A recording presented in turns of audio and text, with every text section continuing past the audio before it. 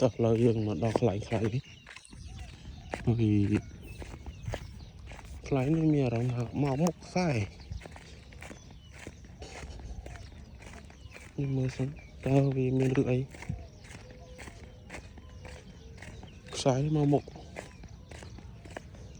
không còn nữa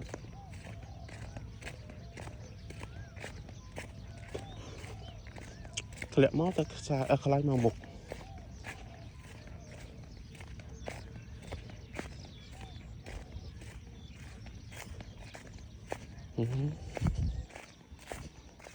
chúng ta được ở đây đặt sai bạn vẫn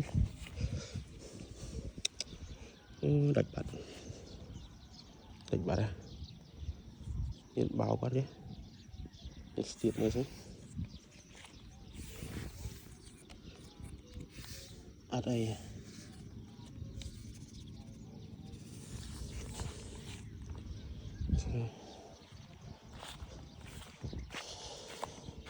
không đánh nữa đánh nữa cái đi lớn nhưng bắt nhưng đã thong như tới viện trộn tập này rồi cả tì vào này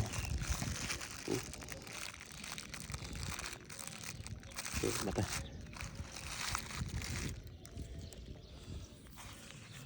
chết nó lấy nhầm cho xuống